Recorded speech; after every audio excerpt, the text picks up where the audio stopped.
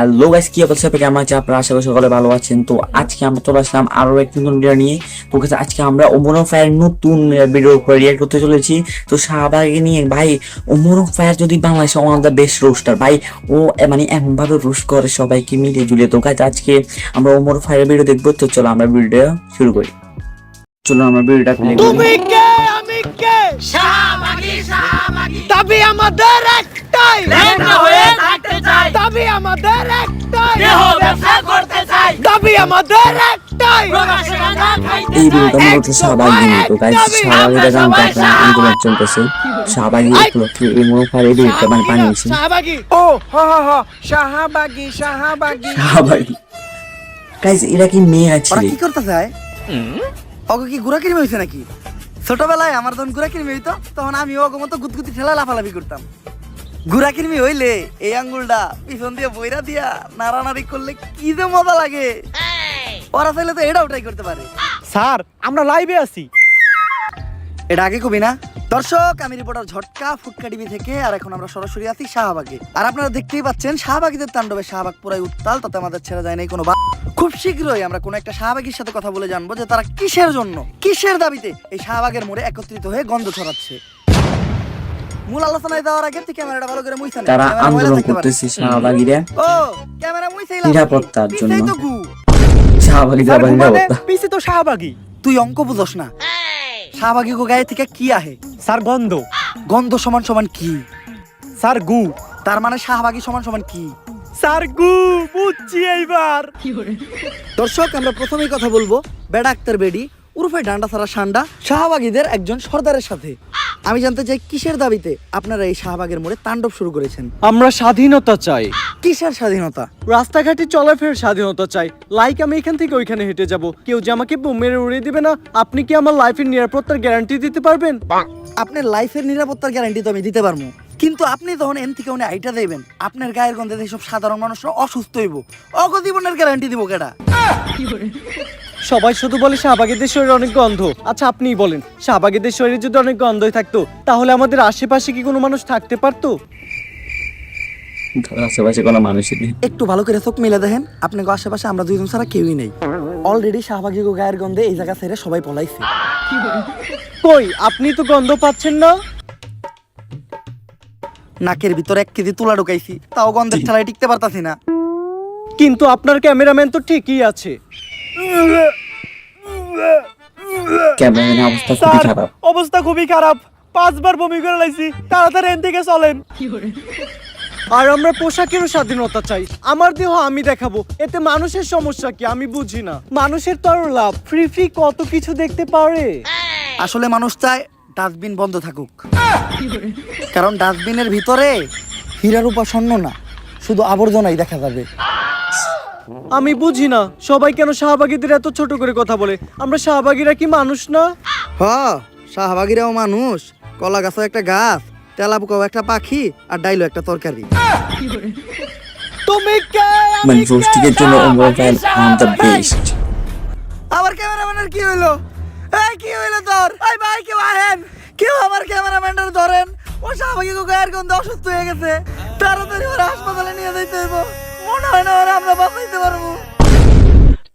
Breaking news, শাহবাগীদের গায়ের গন্ধ সহ্য করতে না পেরে মারা গেল একজন ক্যামেরাম্যান, যার কারণে বাংলাদেশের সমগ্র শাহবাগীদের বিরুদ্ধে হয়ে গেল এক ভয়ঙ্কর মামলা।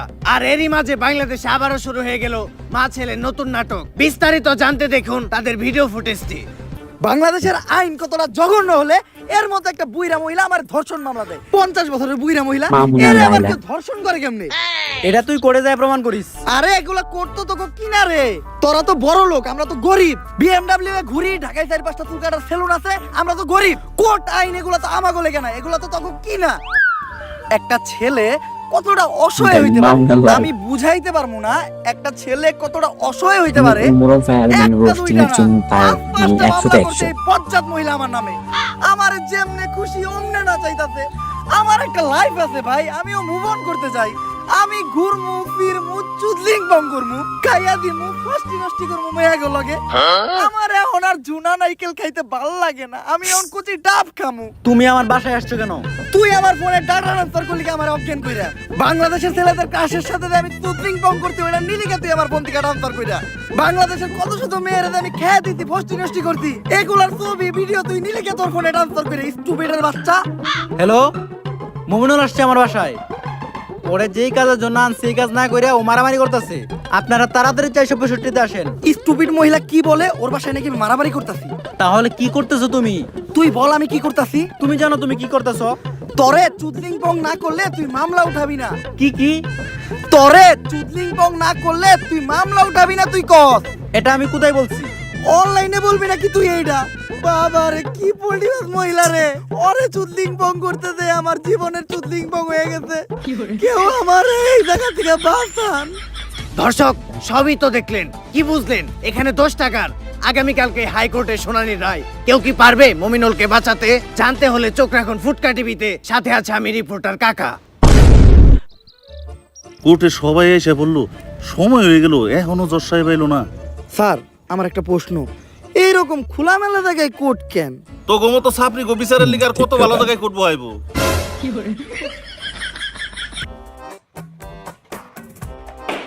সাইলেন্স। ওই তো দর্শা পাইছে। সুগার মাম্মি এবার মমিনুল রে যে কেস দিছে মনে হয় না স্যার পাইব। আরে না, মোমিনুল এবার যে উকিল ধরছে দেখবেন উল্টা সুগার মামি মাইন কাছে ভাই পয়রা যাইব। আরে কস কি কোন উকিল এটা? নাম কি ওর? বিসি পাঠক। বিসি এই ডি পাঠক নাম শুনছি, এই বিসি পাঠকটা আবার কি? বিতে বাল, সিতে সিরু, বাল সিরু পাঠক।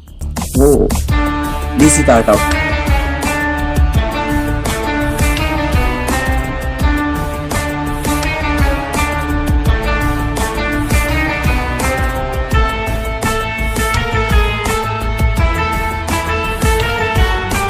ইওর অনার, আমার মক্কেল শাইলা 50 বছরের একজন ভার্জিন মহিলা, যারা এই মমিনুলের মতো কুলাঙ্গার ধর্ষণের চেষ্টা করছে। তাই আপনার কাছে আমার আবেদন, এই মমিনুলের মতো কুলাঙ্গারের ডান্ডা কেটে এখনই ঠান্ডা করে দেওয়া হোক। Objection your honour. Your honour, আমার মক্কেল মমিনুলের বিরুদ্ধে যতগুলো অপবাদ দেওয়া হয়েছে সব মিথ্যা বানোয়াট। কারণ আমার মক্কেল মমিনুল ধর্ষণের মতো কাজ করতেই পারে না। কেন করতে পারে না? ও কি বাচ্চা খোকা নাকি? না মাই লর্ড, আমার মক্কেল একজন বাচ্চা না, কিন্তু ও একজন ডান্ডা ও সান্ডা। মানে মানে আমার মক্কেল মমিনুল একজন গে গে গে। অবজেকশন ইওর অনার, মমিনুল আবার গে হয় কিভাবে? তুই কো আমার মক্কেল মমিনুল কি করে? টিকটক। আর টিকটক যেসব ছেলেরা করে তাদের কি নাই? ডান্ডা। আর ডান্ডা ছাড়া ছেলেদের কি বলা হয়? গে। তাইলে আমার মক্কেল মমিনুল কি? গে। That's all your honour. Your honour, Mominul তাহলে ওদিন রাত্রে আমার বাসায় কি করতে আসছিল? কথা তো যুক্তি সম্পূর্ণ। মাই লর্ড, এই দেশের সবাই জানে যে মিস শাইলা আমার মক্কেলের সুগার মাম্মি। আর আমার মক্কেল মমিনুল রিসেন্টলি ঢাকায় একটা সেলুন দিয়েছে যার নাম হচ্ছে মায়ের দোয়া হেয়ার কাট। আর এটার উদ্বোধনের আগে আমার মক্কেল চেয়েছিল তার সুগার মাম্মি মানে মিস শাইলার পায়ের ধুলো নিয়ে তার ব্যবসার যাত্রা শুরু করবে। তাই ওই দিন রাত্রে আমার মক্কেল মিস শাইলার বাসায় গিয়েছিল। That's all my lord.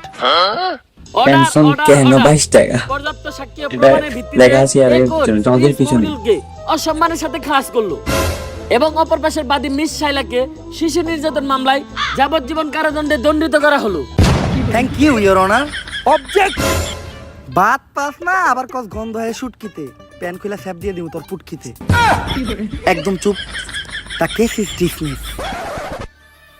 এই উকিলই পারবো আমাগো শাহবাগী গো মামলার হাত থেকে বাঁচাইতে। স্যার সেই কেস লড়ছেন স্যার, আমি আপনার বিগ ফ্যান। থ্যাংক ইউ, কিন্তু তোমাকে তো চিনলাম না, তুমি কে? আমি একজন ব্যাড অ্যাক্টর বেডি ওরফে শাহবাগী। স্যার আমাদের শাহবাগীদের গায়ের গন্ধে একজন ক্যামেরাম্যান মারা গেছে। সারা বাংলাদেশে শাহবাগীদের নামে মামলা হয়েছে, তাই আমি চাই স্যার আমাদের কেসটা আপনিই লড়েন আর আমাদের শাহবাগীদের এই মামলায় থেকে উদ্ধার করেন। আমি অন্যায়ের পক্ষে আছি। যেহেতু শাহবাগীদের কেস তাই আমি লড়বো আর ওদেরকে জায়গা মতো ভরবো। বাত পায় না গন্ধ হয় শুটকিতে প্যান খুলে স্যাপ দিয়ে দিমো গো পুটকিতে। তুমি খালি 3 জন সাক্ষী ব্যবস্থা করে আনো, বাকিটা আমি বুঝতাছি। এ বুবা টুপিটা দে, আহ, আজানের সময় হয়ে গেছে, নামাজটা পড়া লাগবো। বাবা ভাই দিহি আবার টুপিও পরেন, এত ভালো হইলেন কবে থেকে? কালো হইলাম কবের থেকে মানে? কালো তো আমি ছোট কাল থেকেই। গায়ের রং নিয়ে মস্করা করবি না, কালোই জগতের আলো। কই কি বয় রে হুনে কি বুবাই কি কয় রে? বুবাই কইতাছে টেহা দেন কিছু খাওয়ানোর নিকে নিয়ে আহি। নানির নামে বাজে কথা বলবি না। আরে ভাই কইছি কয়টা টেহা দেন কিছু খাওয়ান নিয়ে আহি। কানা তোরে আমি আবারও কইতাছি, নানির নামে বাজে কথা বলবি না। নানির নামে বাজে কথা বললে নানির এই নাতিন সহ্য করবো না। ভাই বাদ দেনছে, গার্লস স্কুল ছুটি দেওয়ার সময় হয়েছে, লন গার্লস স্কুলের সামনে যাই। তাড়াতাড়ি লো। এইটা তো ঠিকই শুনছেন।